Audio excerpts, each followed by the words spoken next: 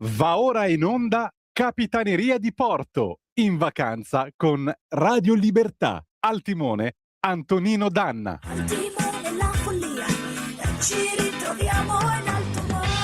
In alto mare.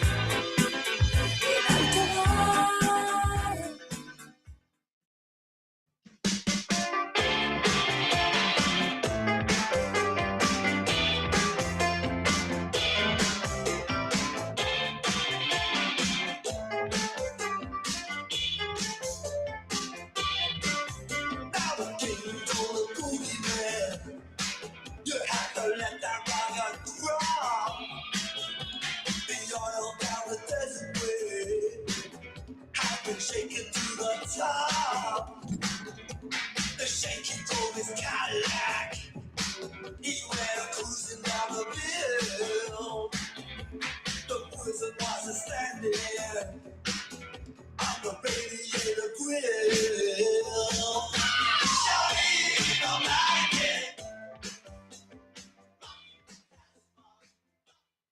Antonino, buongiorno, a te la linea. Grazie Natalia, sono Yannick Sinner e anche a me piace Capitaneria di Porto con Antonino Danna. Amici miei, ma non dell'avventura, buongiorno. Scusate questo breve momento di megalomania, io sono sempre Antonino Danna, siete sempre sulle magiche onde di Radio Libertà e noi partiamo con la nostra Capitaneria di Porto. Avete ascoltato The Clash, Rock the Casbah del 1982. Ma adesso noi partiamo con Francesca Musacchio perché abbiamo parlato dell'argomento che vi ho anticipato stamattina in rassegna stampa, e cioè nell'ordine, prima di tutto, Hamas che si è aperto il negozio di merchandise, se volete, mi auguro di no. Comunque ci sono pirla che si vanno a comprare la maglietta che sostiene Hamas. E ahimè c'è anche il problema dell'infiltrazione di jihadisti attraverso Ceuta, e la Spagna ha un bel dire, ma la comunità dello spionaggio internazionale ha idee ben diverse. State a sentire che cosa ci siamo detti io e Francesca Musacchio, dopodiché ci sarà il TG di Radio Libertà e torneremo con Juan Manuel Serrat, Cantarés del 1969, tra poco. E allora è tornata a trovarci stamattina la nostra Francesca Musacchio, valorosa e coraggiosa collega del Tempo. Io la ringrazio come sempre per la pazienza. Allora, Francesca, avete ascoltato nella rassegna stampa di stamattina, ha già scritto un pezzo molto interessante a proposito di quello che rischiamo di vedere arrivare da Ceuta con tutti gli jihadisti potenziali che potrebbero entrare in Europa, e c'è anche questo nutrito gruppo di prigionieri rilasciati dalle carceri israeliane, sono dei palestinesi, gente che doveva rilocarsi in alcuni punti del Nord Africa e che invece adesso ha gioco buono per potersi presentare in Europa attraverso Ceuta, perché è una rotta abbastanza precisa. La seconda cosa che io dico è che come se non bastasse, siccome la mamma dei cretini non usa anticoncezionali, il problema è che adesso addirittura c'è il merchandising di Hamas. Francesca, ma che sta succedendo? Intanto buongiorno e ben trovata. Grazie, buongiorno a voi, bentrovati. Che sta succedendo? Sta succedendo quello che probabilmente non abbiamo voluto vedere, o quantomeno una parte, diciamo, della nostra comunità europea e mondiale non ha voluto vedere, cioè che Hamas è un gruppo terroristico dichiarato, cioè definito tale, e che si comporta come tale, pensa, cioè i gruppi terroristici lo fanno, Sì. E che sono un problema perché da una parte abbiamo il rischio di infiltrazione attraverso una rotta che porta direttamente da Gaza al Nord Africa, e quindi in Marocco, che adesso è, diciamo, questo posto rischiosissimo per l'ingresso di migliaia, se non centinaia di migliaia di immigrati attraverso Ceuta. E poi c'è una specie di, come dire, di mondo che vede forse di buon occhio, li considera degli idoli. Cioè, una volta, quando noi eravamo giovani, compravamo le magliette con i volti dei cantanti, no? con le scritte, queste robe qui, con cantanti, attori. Adesso si comprano le magliette con la sigla di Hamas, la Brigata al-Qasim di Hamas, o anche con la stampa del volto di Bin Laden, cioè è questo che si vende online ed è terribile, su piattaforme anche, diciamo, nelle quali ognuno di noi probabilmente almeno una volta nella vita avrà fatto un acquisto. Come no?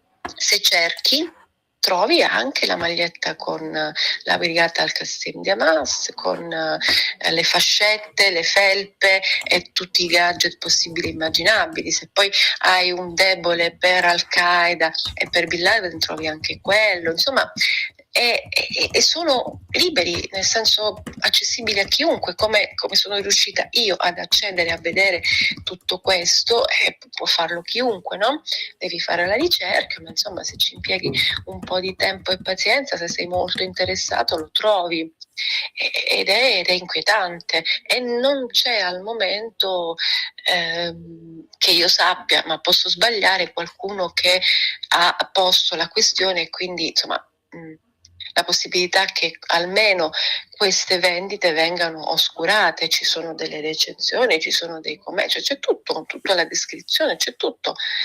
Insomma, e tra l'altro uno di questi siti che, diciamo, è più attivo nella commercializzazione di questi gadget legati ad Hamas e ad altri gruppi terroristici, a base, da quello che ho potuto scoprire con le mie ricerche, con i miei strumenti naturalmente, ma sicuramente personale addetto a più possibilità di indagare di me, capacità, può base in America ed è libero, non c'è nessuno li censura, li oscura, li vieta questo tipo di vendite che, ripeto, è inquietante. E quindi poi possiamo allargare, diciamo, il discorso e ragionare su quanto questo tipo di attività autorizzi anche un pensiero diverso rispetto al gruppo terroristico, no? Se c'è qualcuno che va in giro, che compra quella maglietta e va in giro con quella maglietta, vuol dire che abbiamo sdoganato un pensiero molto molto molto più pericoloso rispetto al semplice acquisto online. E forse qualcuno si rende conto di quello che ha comprato, forse qualcuno non si rende conto, questo non lo so, non lo sappiamo, bisognerebbe entrare nella testa dell'acquirente. In ogni caso diventa inquietante. Certo, indubbiamente. Però questo è quanto. Indubbiamente. Tra l'altro la cosa più drammatica che tu giustamente sottolinei è che è una libera vendita senza che nessuno si scandalizzi. Non so, è veramente di una stupidità delittuosa tutto questo, posso dirlo? Sì, assolutamente, anche perché io mi sono imbattuta, diciamo, quasi per caso in questa cosa qui, quindi poi sono stata attratta da questo, ho fatto tutte le mie ricerche, ripeto, con gli strumenti che ho a disposizione, che non sono quelli di chi fa indagini serie su questa cosa, no? E ho scoperto questa roba qui, cioè io mi auguro che qualcuno dopo questo articolo decida quantomeno di approfondire, ecco, almeno questa storia, perché è inquietante. Non ho più, se fino a qualche tempo fa avevo in qualche modo un dubbio sulla genesi e l'evoluzione dei movimenti pro-Pal, di gente che in questi anni è andata in piazza bruciando le bandiere di Israele e mostrando i vessilli di Hamas, adesso comincio a non avere più dubbi, perché vedo e percepisco più che altro una sorta di complicità globale che, ripeto, sdogana un pensiero pericolosissimo.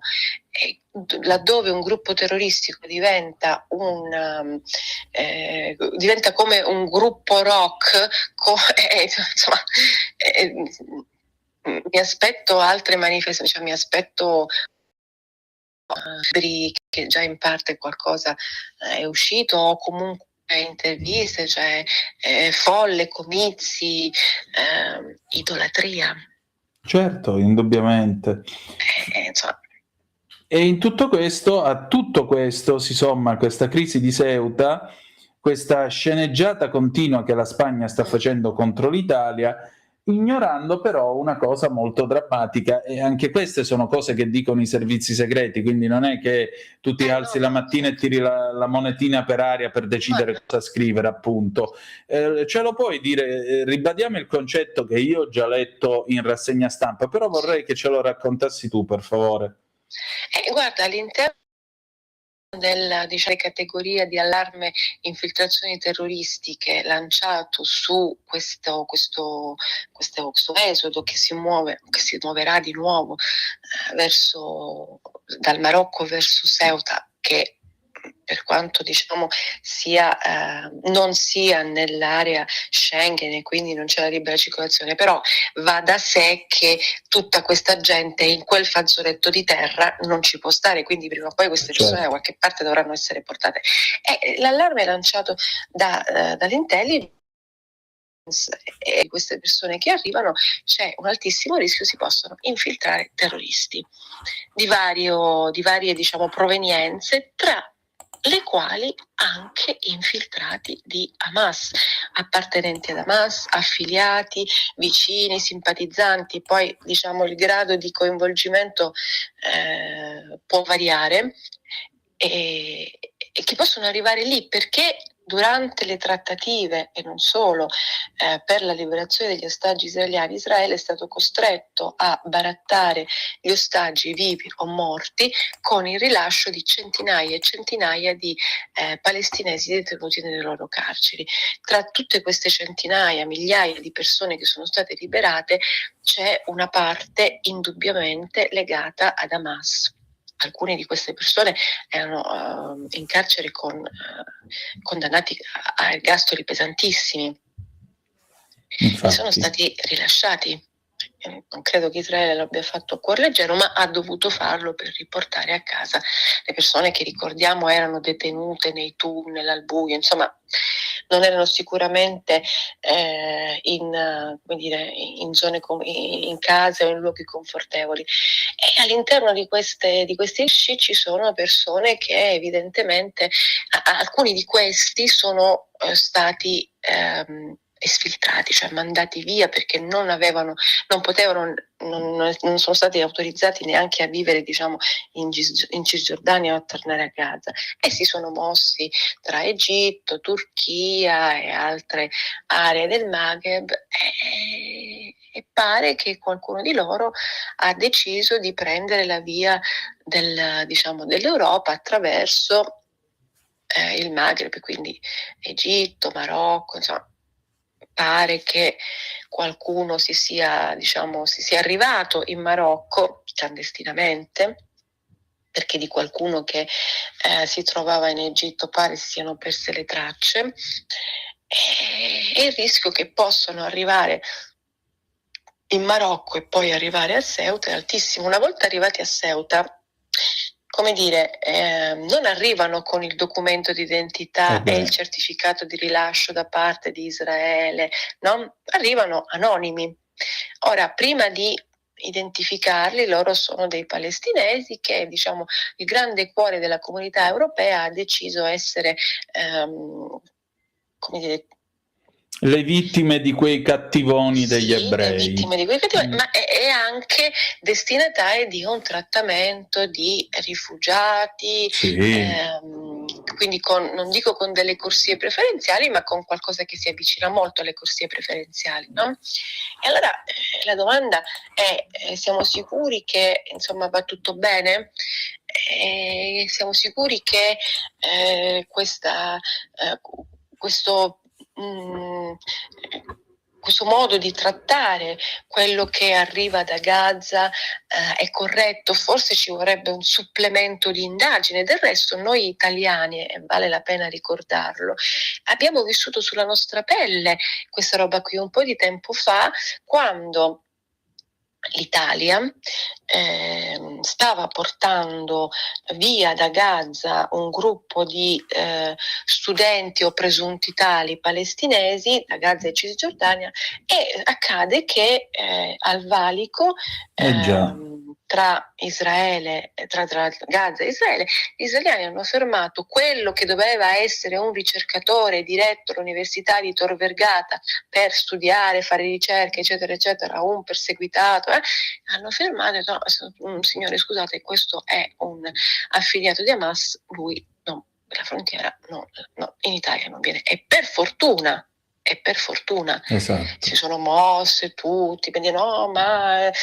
insomma io così, come dire, a pelle mi fido molto di più di quello che dice Israele piuttosto che di quello che dice Hamas, il Ministero della Salute di Hamas e tutti gli organi e autorità di Hamas, che ricordiamolo è un gruppo terroristico. Quindi noi in questi anni abbiamo date per buone delle cifre, ad esempio quelle del Ministero della Salute di Hamas, che già così fa ridere, tra virgolette, ok, sulle morti a Gaza. Ora, io non nego nessuna morte a Gaza, assolutamente, non nego che dei palestinesi siano stati uccisi, ma a me non risulta, ma posso sbagliare, che ci siano delle indagini indipendenti per accertare quante persone sono morte e soprattutto quanti terroristi sono stati uccisi e quanti invece erano dei civili che sono stati usati da Hamas come scudo in questa guerra, perché è questa la realtà.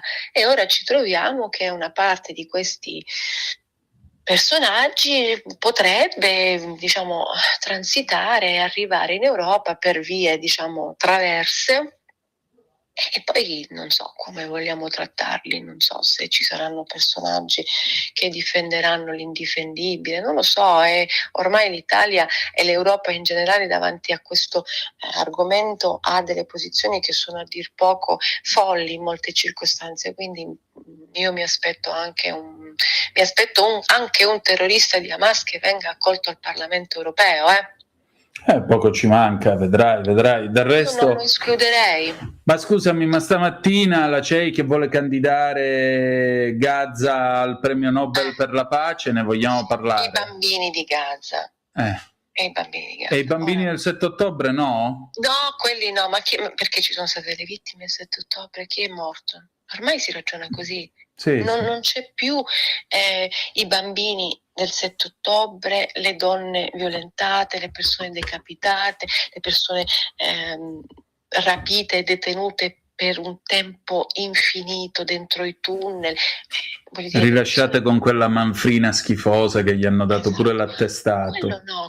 Quello è lì il governo israeliano, Israele, insomma, il genocidio, tutte queste robe qui. Sì, daranno il premio Nobel ai bambini di Gaza. Ora, i bambini non hanno colpe, per carità di Dio, ma è il concetto che è sbagliato, ok?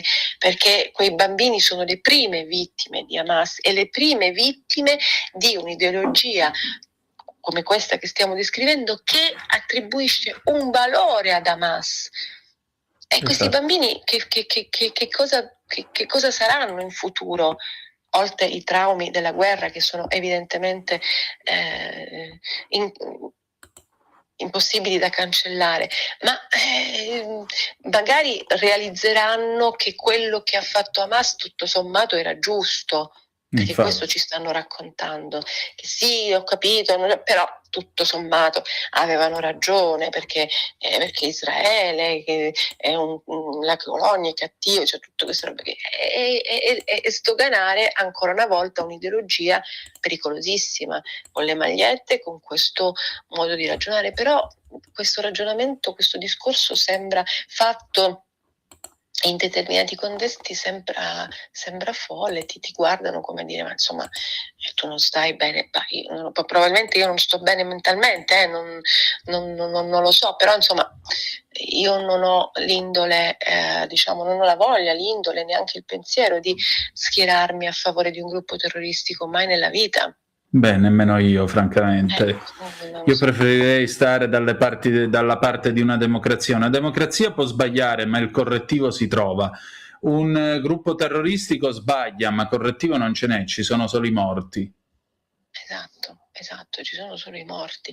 Però questo è un ragionamento che non trova il favore della maggioranza, o meglio, di una certa parte che bisogna capire poi non è soltanto, diciamo, quella che noi identifichiamo come sinistra, estrema sinistra, ci sono frange trasversali dell'opinione pubblica, indipendentemente, diciamo, dal voto, da dove votano, che hanno questo tipo di visione. Perché? Perché la propaganda arrivata da Hamas è stata, ce lo siamo detto un sacco di volte, è stata fatta benissimo, ha avuto un effetto incredibile e oggi stanno raccogliendo i frutti. Sì.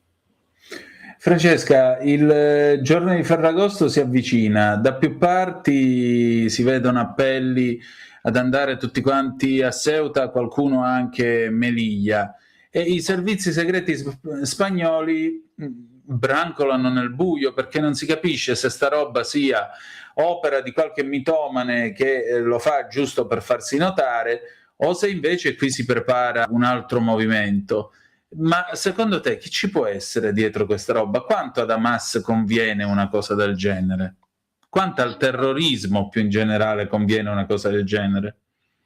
Ma guarda, in realtà c'è un insieme di interessi, credo, cioè da quello che, questa è una mia opinione personale, insomma, e c'è un insieme di interessi. Da una parte ovviamente c'è un interesse politico e strategico tra Marocco e Spagna.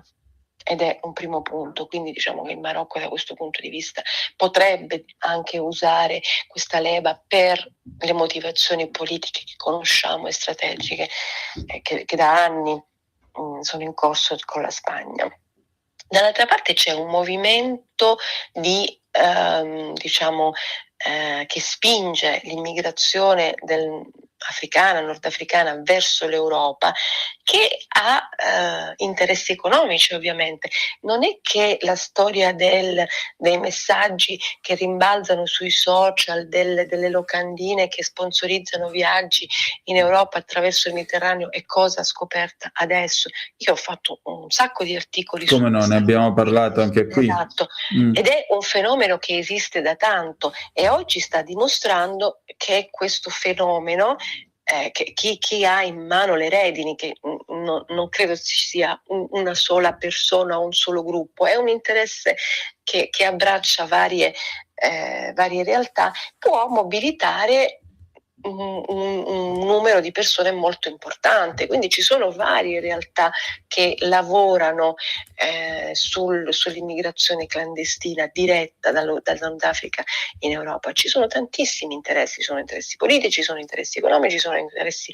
dei gruppi di trafficanti di esseri umani con all'interno persone di vario genere, perché il trafficante di esseri umani in quanto tale non è uno solo che ha la targhetta in fronte, trafficante di esseri umani, è un sistema composto da varie parti che collaborano, ok? Infatti. E ci fermiamo qui per non incorrere in querele. Esatto. Ci sono varie parti che collaborano a tanti livelli in tutta Europa, quindi è una collaborazione anche che non prevede un accordo scritto, un contratto, solo una collaborazione che avviene in modo spontaneo e spintaneo, ma che ha un unico obiettivo, ok?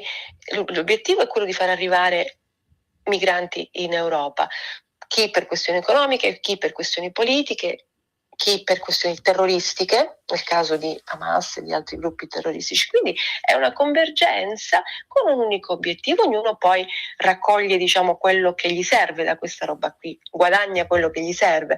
Però il problema vero è che l'Europa tutto questo non lo vive con questo approccio, lo vive con l'approccio umanitario, che pure c'è, ma che deve essere in qualche modo temperato da una valutazione che apre a questo tipo di scenario, perché altrimenti facciamo il gioco di queste entità che hanno altri interessi. C'è anche chi ipotizza una destabilizzazione dell'Europa, il che al netto, diciamo, delle visioni complottiste che non mi appartengono, però potrebbe anche esserci questo aspetto, no?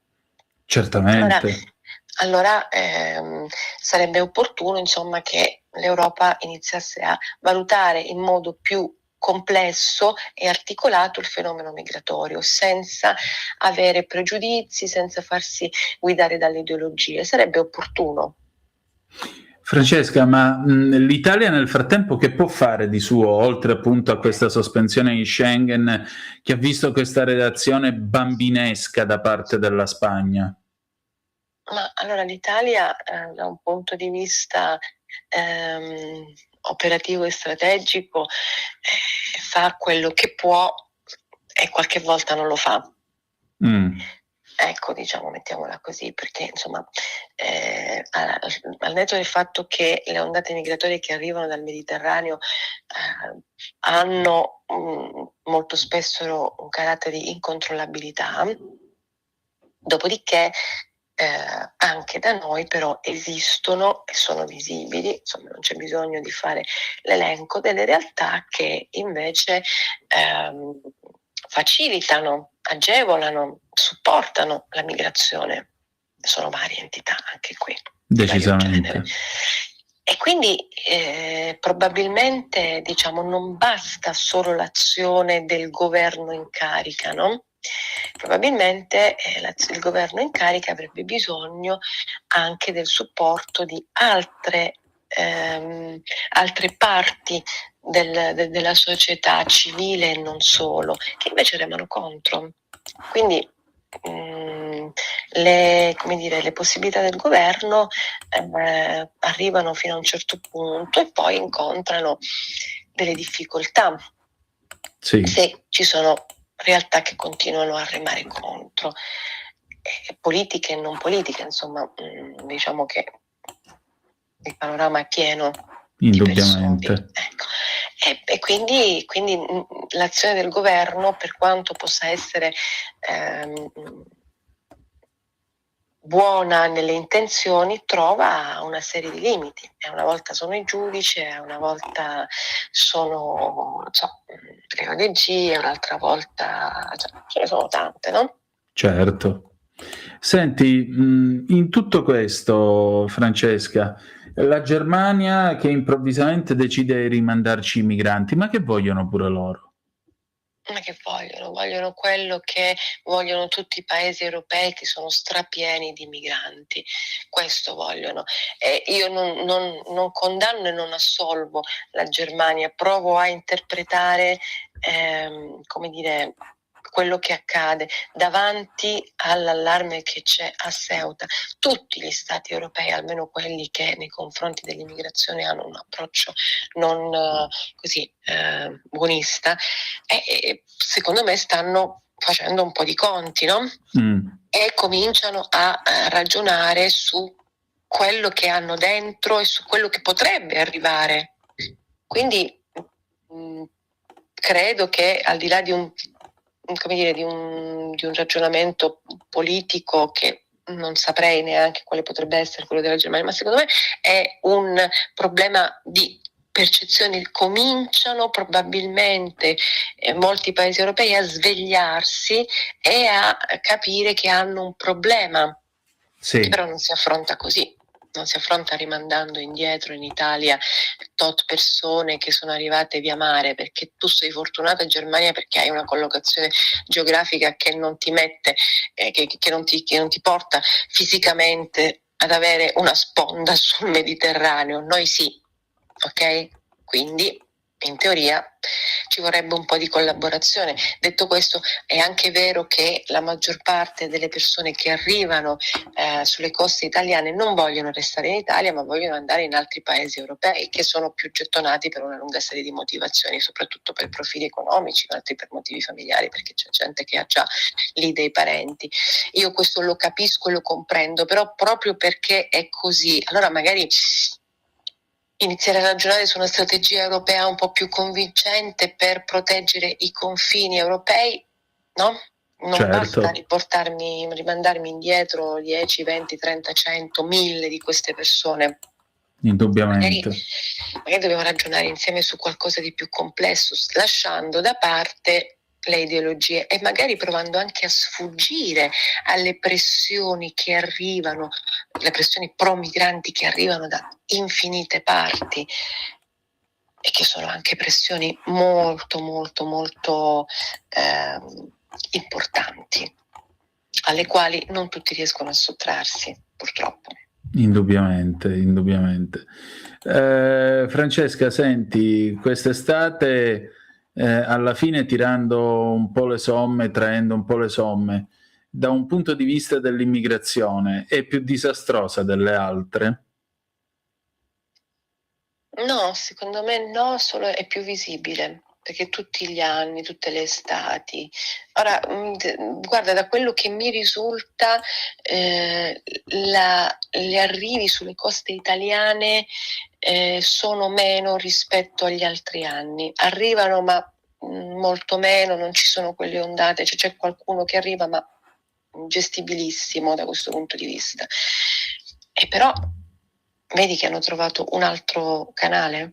Certo. Cioè, e quindi non è che cambia, invertendo l'ordine dei fattori il risultato non cambia, non arrivano da una parte, arrivano dall'altra, quindi non è un'estate più tranquilla o più agitata delle altre, è uguale, solo che hanno cambiato sponda, perché adesso per una serie di motivazioni evidentemente hanno interesse ad entrare da Ceuta e non dall'Italia.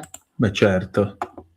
Magari l'estate prossima, non so, troveranno la Grecia, non so, qualche altro posto. Cioè, la Grecia è già stata vittima negli anni passati di grandissimi flussi migratori, quindi anche loro hanno pagato pegno.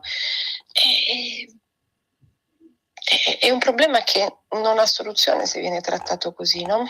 Esatto, Purtroppo esattamente. ce lo ritroveremo sempre, insomma. Poi, ripeto, se la cultura occidentale europea è destinata all'estinzione, accadrà, però insomma, proviamo a resistere un pochino. Esatto, condivido. Francesca, senti, io ti voglio ringraziare per le tue domande sempre chiare, sempre precise, che costringono a interrogarsi, così come per la puntualità dei tuoi pezzi. E insomma, il piacere di risentirci presto. Grazie a te per lo spazio. Un saluto a tutti. Porta con te ovunque Radio Libertà. Scarica la app per smartphone o tablet dal tuo store o dal sito